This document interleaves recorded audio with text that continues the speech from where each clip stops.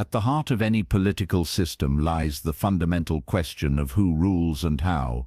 In the ancient world, the answer was invariably tied to the interplay of three core elements: the nature of the state, the rigid stratification of social class, and the mechanisms through which power was exercised.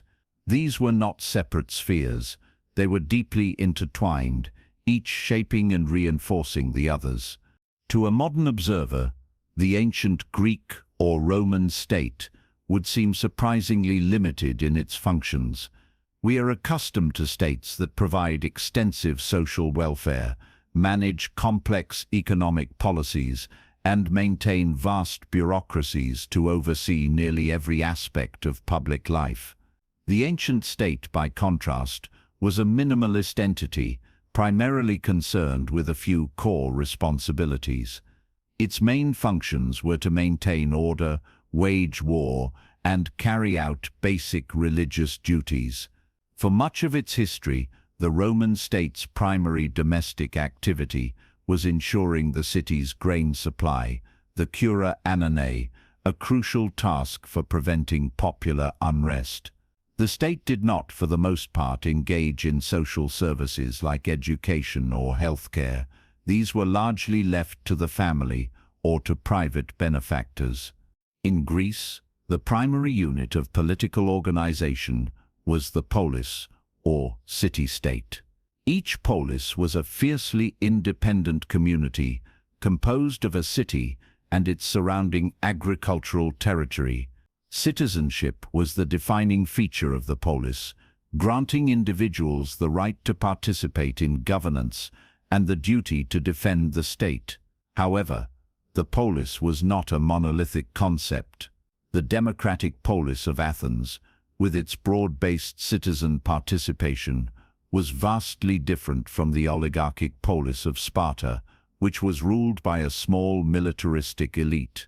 The Roman state evolved from a small city-state into a sprawling multicultural empire.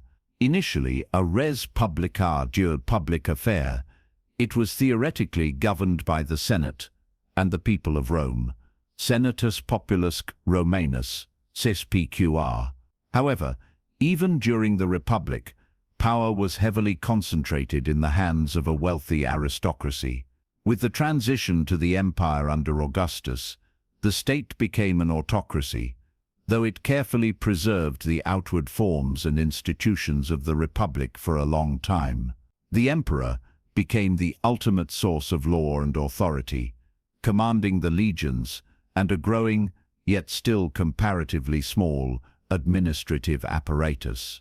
If the state was the formal structure of governance, class was the unspoken constitution that determined one's access to it. Ancient societies were profoundly hierarchical, with deep divisions between citizens and non-citizens, free and slave, rich and poor. In Greece, the primary distinction was between citizens, metics, resident aliens, and slaves. Only adult male citizens had political rights. In Athens, these citizens were themselves divided by wealth, a system formalized by the reforms of Solon in the 6th century BCE, which divided the citizenry into 4 classes based on agricultural output. While democracy later eroded the formal political distinctions, the informal power of wealth and lineage remained immense. The aristocracy, known as the eupatridae, well-fathered, continued to dominate high office and influence public opinion long into the democratic era. Roman society was similarly stratified. The foundational social and political division was between the patricians, the hereditary aristocracy, and the plebeians, the general body of Roman citizens. The early republic was defined by the struggle of the orders, a centuries-long conflict in which the plebeians fought for and gradually won access to political and religious offices. Despite these gains, a new, wealthier aristocracy of patrician and plebeian families, known as the nobiles, came to dominate the Senate and the consulship. Below the citizens were vast numbers of slaves, who were considered property and had no rights whatsoever. Slavery was a fundamental economic and social institution, and its presence profoundly shaped the nature of politics, labor, and society. Power in the ancient world was not simply a matter of holding a formal political office. It was a complex blend of wealth, social status, personal reputation, and networks of influence. Wealth was perhaps the most critical component. In a world with minimal state bureaucracy, the ability to fund public works, sponsor festivals, or raise a military force out of one's own pocket translated directly into political power. A wealthy Roman senator could use his fortune to build support, intimidate rivals, and maintain a large retinue of clients, all of which enhanced his political standing. Social status, often based on lineage, was equally important. Belonging to a famous and ancient family, like the Clodi or Cornelii in Rome, conferred an inherent advantage known as dignitas. This was a concept encompassing one's reputation, honor, and public esteem, and it was a politician's most valuable currency. Losing dignitas could mean the end of a public career. This leads to the crucial distinction between formal authority potestas, which was attached to an elected office, and informal personal influence, auctoritas, in Rome. A magistrate had the legal power potestas to command and compel obedience. However, a senior statesman or a revered former consul might possess immense auctoritas, meaning his advice and opinions carried enormous weight in the Senate, even if he held no current office. This informal power, rooted in accomplishment and social standing, was often more potent than legal authority. The entire political system of the early Roman Empire was built on this concept, with the emperor holding supreme auctoritas that went far beyond the specific legal powers granted to him. The interplay of the minimalist state, the rigid class structure, and the multifaceted nature of power created a political environment where personal influence, wealth, and lineage were often the decisive factors in who governed and how. In the ancient political landscape, formal institutions and written laws told only part of the story.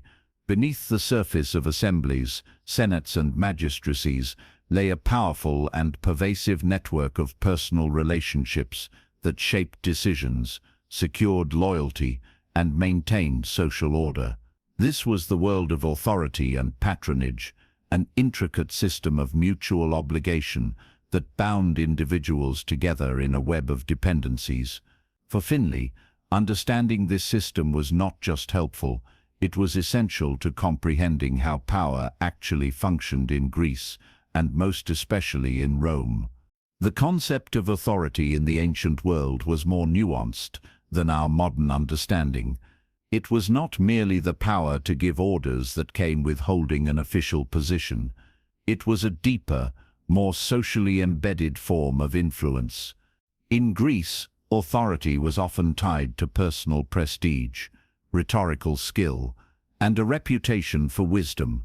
In the Athenian assembly, ecclesia, any citizen could speak, but the men who consistently swayed the crowd were those who had established their authority through military success, political foresight, or sheer force of argument. Figures like Pericles did not rule Athens as tyrants. They led through the power of their personal authority, repeatedly persuading the citizen body to follow their proposed course of action. This authority was constantly earned and could be easily lost through failure or public disgrace. It was in Rome, however, that the concept of authority reached its most sophisticated and formalized expression in the idea of auctoritas. As mentioned earlier, auctoritas was distinct from potestas, official power. Potestas was the legal power to command, held by an elected magistrate like a consul or praetor. Auctoritas, on the other hand, was the personal influence and weight that a respected individual brought to bear on a situation.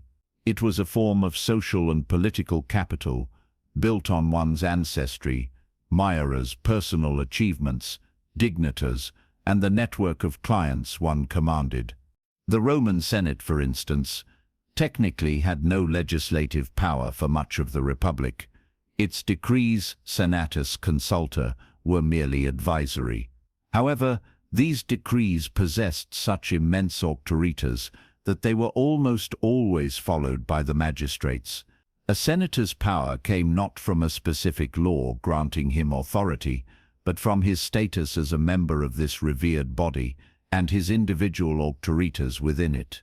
Augustus brilliantly exploited this concept to establish his rule. He styled himself princeps, or first citizen, and claimed his preeminence was based not on absolute power, potestas, but on his superior auctoritas.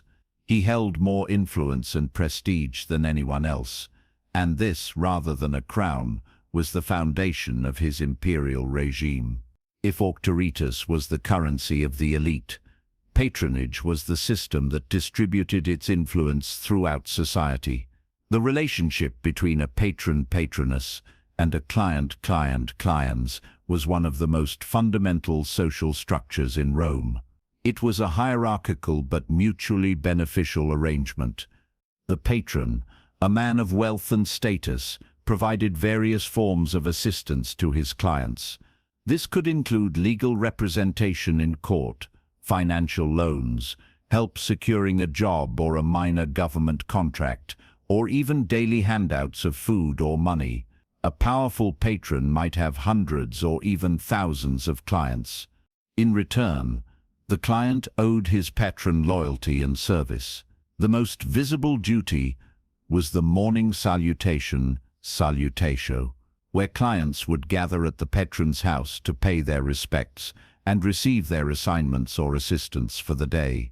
This daily ritual was a public demonstration of the patron's importance. The size of the crowd in his atrium was a direct measure of his influence. Clients were also expected to support their patron in his political endeavors. They would form a cheering section in the forum, canvass for him during elections, and, if necessary, act as a show of force against his rivals. This system had profound political implications. Elections were not won simply on policy platforms. They were won by mobilizing vast networks of clients. A candidate for the consulship relied on his own clients, the clients of his family and political allies, and any others he could win over. This made Roman politics deeply personal. Loyalty was not primarily to the state or an ideology, but to one's patron. This system extended throughout the empire. A Roman governor in a province would act as a patron to entire communities, who in turn would offer him loyalty and honor. While less formalized than in Rome, forms of patronage also existed in Greece. Wealthy Athenians were expected to perform liturgies, expensive public services like funding a dramatic chorus for a festival or equipping a warship triarchy. While technically a civic duty, the lavishness with which a citizen performed his liturgy could win him immense popular favor and translate directly into political influence, acting as a form of patronage to the entire citizen body. The system of authority and patronage created a society where vertical bonds of personal loyalty often trumped horizontal bonds of class or ideology. It ensured a degree of social cohesion by linking the powerful and the powerless in a web of reciprocal duties. However, it also concentrated power in the hands of a select few, made political access dependent on personal connections, and could lead to significant instability when great patrons, like the warlords of the late Republic, turned their vast client armies against each other and the state itself. What did it mean to do politics in the ancient world? The term itself originates from the Greek politika, meaning the affairs of the polis. Yet the practice and perception of politics differed profoundly between the Greek city-states and the Roman Republic and Empire. It was an activity that could range from direct, participatory democracy in an open-air assembly to secretive debates within an aristocratic council. Understanding the nature of this activity, its scope, its participants, and its goals reveals the core values and priorities of these societies. For the Greeks, particularly the Athenians, politics was not a separate profession but an integral part of a citizen's life. The philosopher Aristotle famously defined man as a zoon politikon, a political animal. This did not mean that everyone was constantly scheming for power, but that human beings can only reach their full potential by living and participating in the life of a self-governing community. The polis. To be ostracized from the polis, or to live under the rule of a tyrant, was to be deprived of one's essential nature. The center of political life in Athens was the assembly ecclesia, where all adult male citizens were eligible to attend, speak, and vote on every major issue facing the state, laws, treaties, declarations of war, and the election or selection by lot of officials. This was direct democracy in its purest form. Debates could be passionate, raucous, and unpredictable. A skilled orator could sway thousands of his fellow citizens, while a poor argument could lead to public humiliation. Governance was not left solely to the whims of the crowd. However, the Council of 500 Bull prepared the agenda for the assembly and handled the day-to-day administration of the city.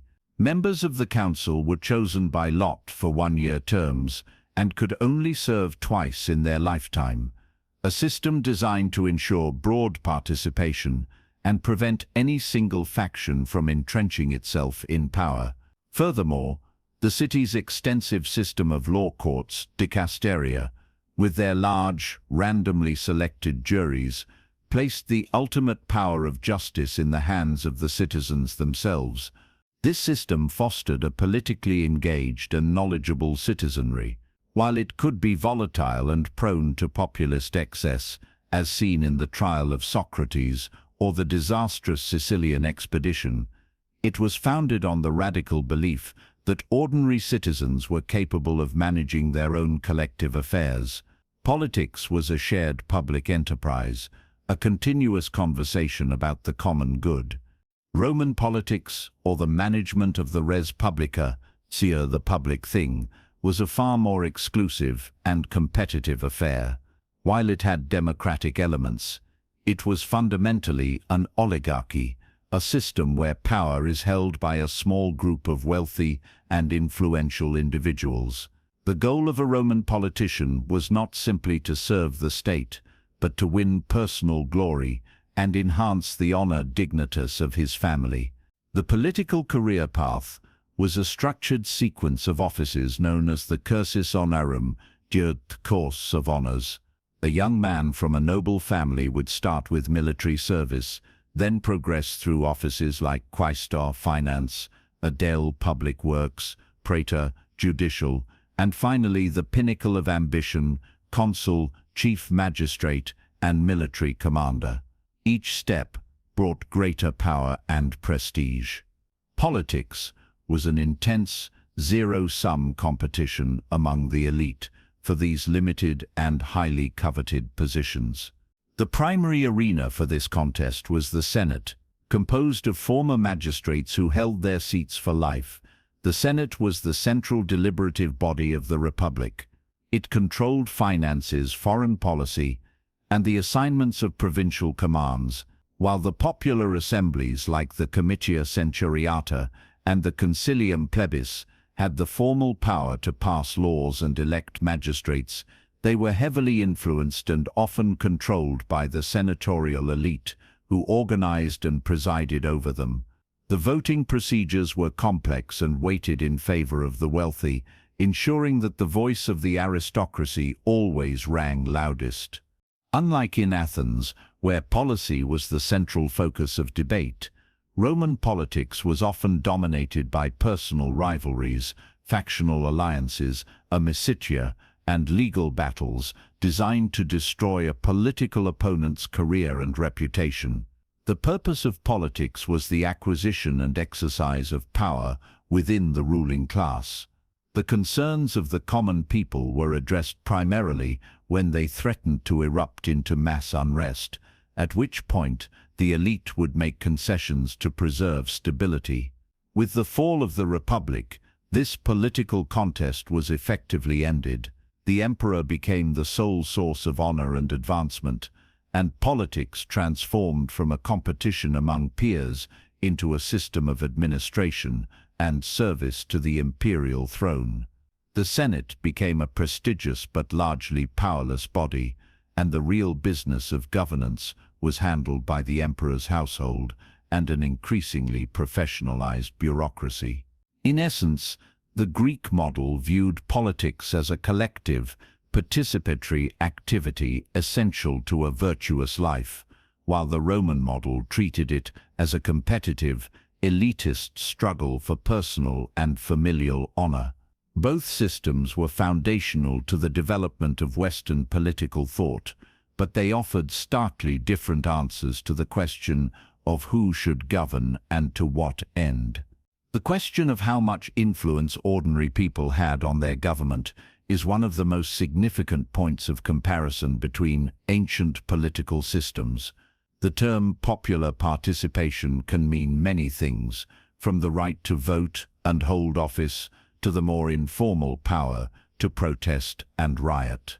The extent and nature of this participation varied dramatically across the ancient world, ranging from the radical democracy of Athens to the carefully managed assemblies of Rome and the near-total exclusion of the populace under most other regimes. Finley's work emphasizes that understanding the mechanisms and limitations of this participation is key to grasping the reality of ancient political life. Athens stands as the most famous and radical example of popular participation in the ancient world. Athenian democracy was not representative. It was direct. The central institution was the assembly ecclesia, which held sovereign power. Any of the roughly 30,000 to 40,000 adult male citizens could attend its meetings on the Pnyx Hill, and it was here that all major decisions were made.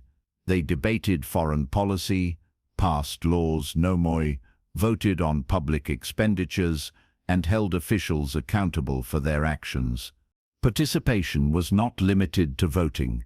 Any citizen had the right to address the assembly, to propose a motion, or to bring a public charge against another citizen or official. This right, known as isagoria, equality of speech, was considered a cornerstone of liberty. While in practice prominent and skilled orators often dominated the debates, the principle that every citizen had a voice was revolutionary. To further encourage broad participation and prevent the domination of a professional political class, the Athenians used sortition, the selection of officials by lot. Most public offices, including the 500 members of the Legislative Council bull and the thousands of jurors in the law courts, were filled this way. The belief was that any citizen was capable of performing public duties, and the lot was a purely democratic method of selection. The most important military and financial positions, which required specific expertise, were still filled by election. But these officials were subject to intense public scrutiny and could be voted out of office at any time.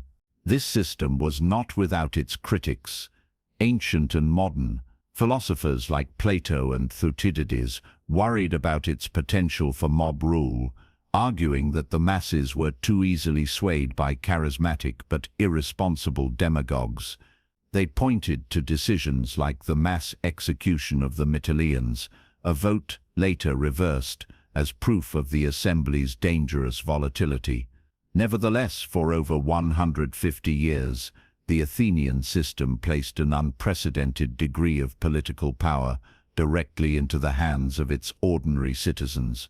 In contrast, popular participation in the Roman Republic was more limited and carefully controlled by the aristocracy. While the Roman people theoretically held ultimate sovereignty, the mechanisms for their participation were designed to ensure the primacy of the elite. In contrast, popular participation in the Roman Republic was more limited and carefully controlled by the aristocracy. While the Roman people theoretically held ultimate sovereignty, the mechanisms for their participation were designed to ensure the primacy of the elite. The concilium plebis, plebeian council, was more democratic in its one-man, one-vote structure, but it was presided over by the tribunes of the plebs. The 10 tribunes were powerful officials elected by the plebeians, who held the power of veto intercessio over any act of a magistrate or the Senate. The tribunate was the primary instrument of popular power in Rome. A bold and charismatic tribune like Tiberius or Gaius Gracchus could use his position to bypass the Senate and pass legislation directly through the plebeian council. However, the tribunate could also be co-opted by the aristocracy. Ambitious nobles often used the office as a stepping stone in their own careers, or worked to ensure that compliant individuals were elected. Under the empire, popular political participation was effectively extinguished. The assemblies ceased to have any real legislative or electoral function, and power was concentrated in the hands of the emperor.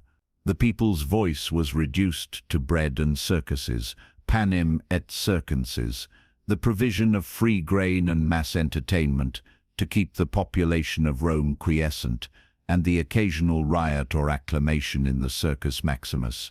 Power was no longer exercised through participation, but bestowed from above. Politics is never static. It is a dynamic process fueled by disagreement and the struggle to resolve it. The ancient world was rife with recurring political issues and deep-seated conflicts that shaped its history. These were not abstract debates. They were visceral struggles over the fundamental resources of society: land, wealth, status, and power. Finley's approach highlights that to understand ancient politics, one must understand these sources of tension, which the Greeks called stasis, a state of civil strife or revolution that could tear a polis apart. Politics is never static. It is a dynamic process fueled by disagreement and the struggle to resolve it. The ancient world was rife with recurring political issues and deep-seated conflicts that shaped its history. These were not abstract debates. They were visceral struggles over the fundamental resources of society: land, wealth, status, and power. Finley's approach highlights that to understand ancient politics, one must understand these sources of tension, which the Greeks called stasis, a state of civil strife or revolution that could tear a polis apart. Across the ancient world, from the archaic Greek polis to the late Roman Republic, the single most explosive political issue was the distribution of land. In societies that were overwhelmingly agrarian, ownership of land was the primary source of wealth, social status, and for many, the very qualification for citizenship and military service. An unequal distribution of land inevitably led to social and political tension. In Greece, early lawgivers like Solon in Athens rose to prominence by addressing the crisis of land and debt. Small farmers would often fall into debt to wealthy aristocrats, pledging their land and eventually their own freedom as collateral. This led to a growing class of landless, debt-bonded laborers, hectomeroi, and threatened the social fabric of the polis. Solon's famous reforms, the seisachtheia or shaking off of burdens, cancelled all debts and ended debt slavery, preventing a full-blown civil war.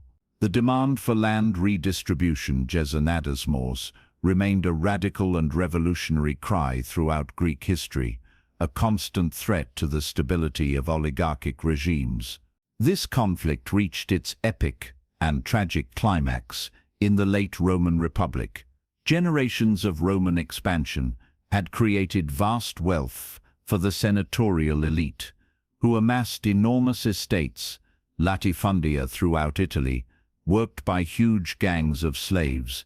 At the same time, the small citizen farmers who formed the backbone of the Roman army were often driven off their land by prolonged military service and an inability to compete with slave-based agriculture. This created a massive, landless, and impoverished urban proletariat in Rome. The Gracchi brothers, Tiberius and Gaius, attempted to address this crisis in the 130s and 120s BCE. As tribunes of the plebs, they proposed laws to reclaim public land held by the wealthy elite and redistribute it to the landless poor. Their goal was both social justice and military necessity to restore the class of small landowners eligible for army service. The senatorial aristocracy, seeing a direct threat to their wealth and power, responded with unprecedented violence. Tiberius and hundreds of his followers were clubbed to death in a riot instigated by senators, and a decade later, Gaius and thousands of his supporters were killed after the Senate passed a decree authorizing the use of force.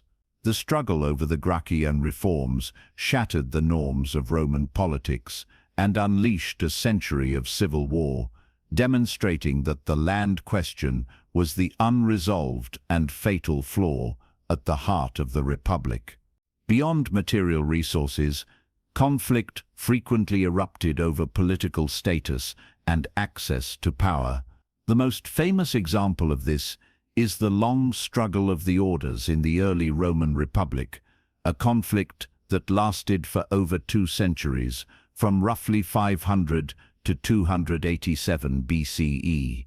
At the beginning of the Republic, political power was monopolized by the patricians, a closed group of aristocratic clans who controlled the Senate, the consulship, and the major priesthoods.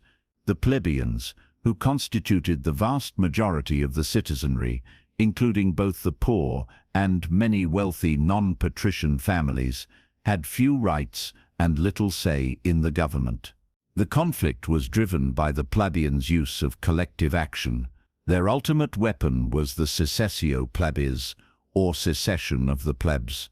On several occasions, the plebeian soldiers, who made up the bulk of the army, simply refused to fight for Rome. They marched out of the city and camped on a nearby hill, effectively going on a general strike until their demands were met.